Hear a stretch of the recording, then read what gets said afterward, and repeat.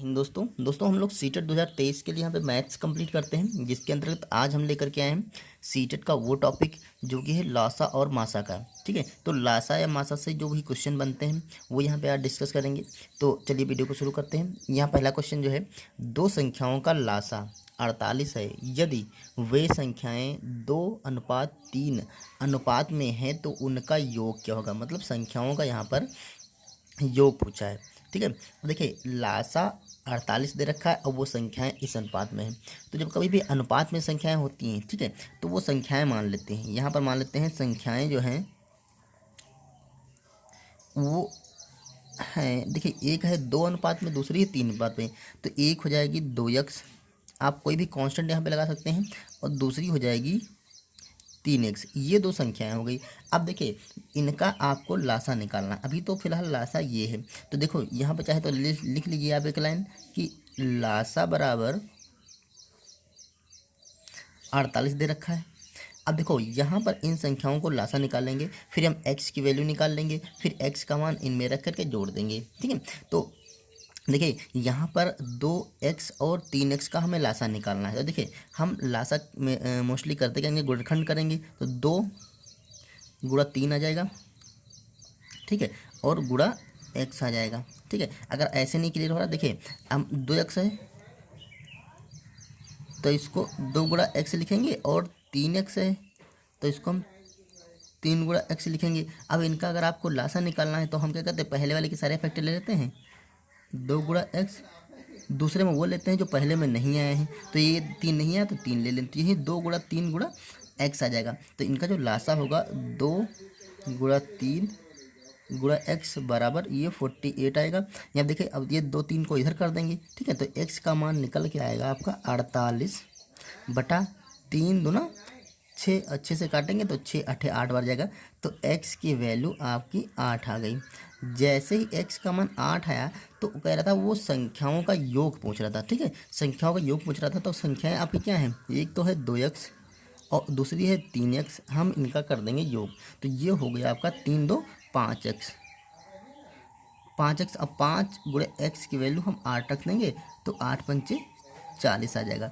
तो संख्याओं का जो योग आएगा वो आपका 40 आ गया। इस तरह से हम इसका आंसर निकाल सकते हैं। अगला क्वेश्चन है, 4 अंकों की सबसे बड़ी संख्या जो कि 12 15 18 और 27 से प्रत्येक से पूर्णतः विभाजित हो जाए। देखिए सबसे पहले ये ध्यान देना है कि 4 अंकों की सबसे बड़ी संख्या, तो अगर 4 अंकों की सबसे बड़ी संख्या आप लेते हैं तो वो होती है 9999। ठीक है, लेकिन वो संख्या इन चारों से विभाजित नहीं होगी। तो हमें ऐसी संख्या सेलेक्ट करना जो इन चारों से पूर्णतः विभाजित हो जाए। ठीक है, तो इन चारों से पूर्णतः विभाजित होने वाली संख्या एक ही होती है, जो इनका होता है लासा। ठीक है, तो सबसे पहले हम 12 15 18 और 27 का निकाल लेते हैं लासा। ठीक है, तो इनको सिंपली हम गुण भाग विधि से निकालते हैं। तो यहाँ पर हम देखिए 2 से कट रहा तो 2 से काट लेंगे, 2 छाक 12, 15 नहीं कटेगा तो 15 ऐसे लिखते हैं, 2 9 18, 27 भी नहीं कर, 27 को ऐसे लिख देंगे। अब देखिए आप काट रही है अभी भी, ये 2 से कट जाएगा तो 2 से काट लेते हैं, 2 3 6, ये 15 आ जाएगा, ये 9 आ जाएगा और ये 27 आ जाएगा। अब 3 से काटते हैं तो 3 एकम 3, 3 पच्चा 15 और 3 3 9, 3 9 27।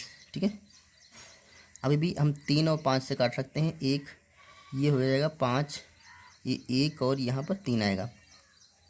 अब आप यहाँ पे 5 से काट लेंगे, ठीक है, और फिर 3 से काट लेंगे तो एक एक एक और एक, ये हो गए हमारे लासा। तो इसका लासा क्या होगा, 2 दूना 4, 3, देखिए ऐसे गुणा कर लीजिए।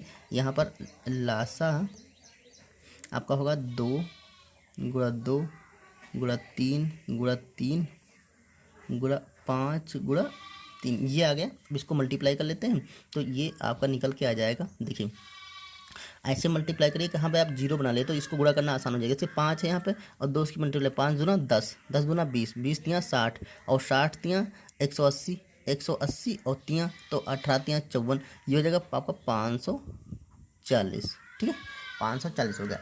ये संख्या ऐसी संख्या है जो कि इन चारों संख्याओं से पूर्णतः विभाजित हो जाएगी। लेकिन उसने कहा था कि वो 4 अंकों की होनी चाहिए। अब 4 अंकों की संख्या बनाने के लिए देखिए 4 अंकों की सबसे बड़ी संख्या होती है 999, ठीक है।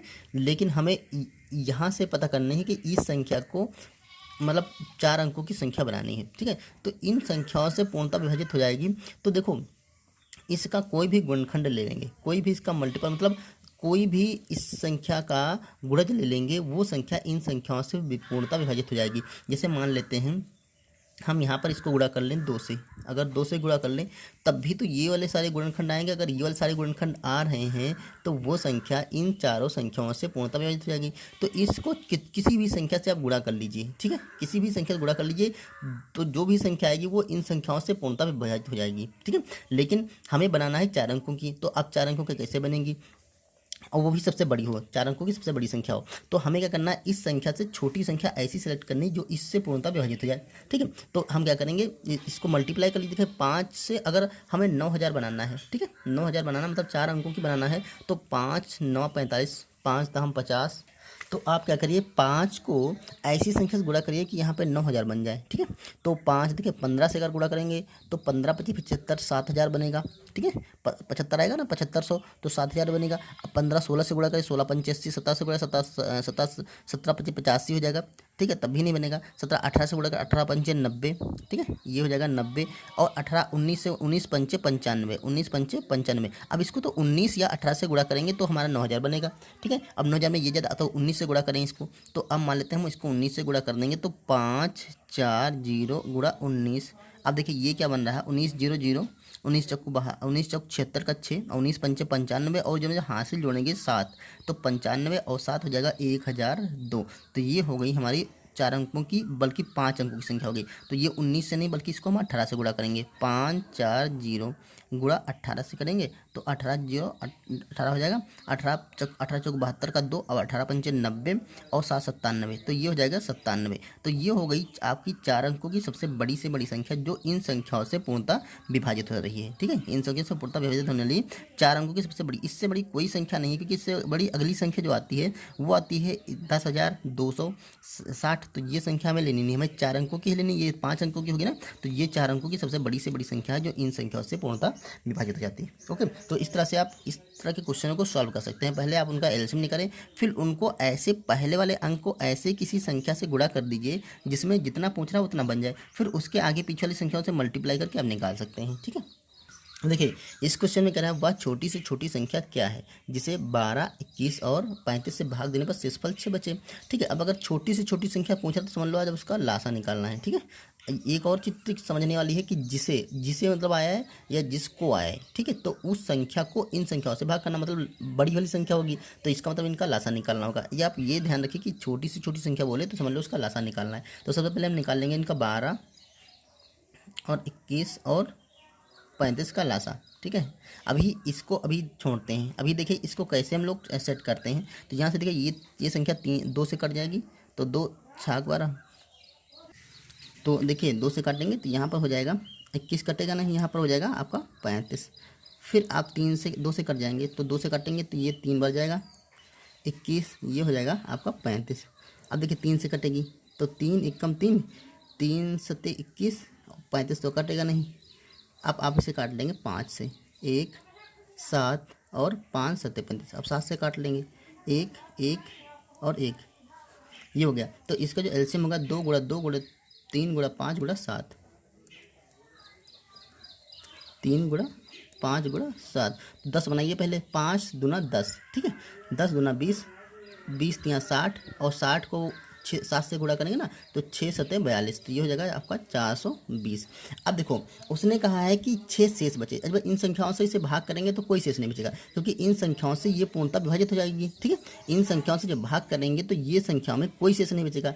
तो हमें क्या करना है, हमें 6 शेष 6 बचाना है। तो आपको क्या करना है, इसमें 6 जोड़ देना है। तो इसमें अगर हम +6 कर देंगे तो ये हो जाएगा 426। अब जब इस संख्या को भाग करेंगे, क्योंकि 6 हमने जोड़ दिया ना, तो जब 6 इसे भाग करेंगे इन संख्याओं संख्याओं से, तो हर बार ये 6 शेषफल बचाएगी। ठीक है, तो ये उसने कहा था वह छोटी सी संख्या ज्ञात कीजिए जिसे अत्य से भाग करने पर शेषफल 6 बचे। तो अब ये संख्या आपका आंसर है कि ये जब भी हम इन संख्याओं से भाग करेंगे तो शेषफल 6 बच जाएगा। ये जो समझ गए होंगे आप, ऐसे समझ लीजिए कि जो भी अगर ऐसा क्वेश्चन पूछे जिसमें शेषफल ये बचे या कुछ संख्या बचे, तो उन संख्याओं का आप निकाल लीजिए लासा और उसमें 6 जितना भी संख्या दे रखा है बचने वाली वो ऐड कर दीजिए। ठीक है, तो दोस्तों ये था वीडियो जिसमें हम एलसीएम के क्वेश्चन लेकर के आए थे। उम्मीद है आपको समझ में आ गए होंगे। अगर वीडियो पसंद आता है लाइक करिए, चैनल पर नए सब्सक्राइब करिए। मिलते हैं नेक्स्ट वीडियो में, तब तक के लिए थैंक यू।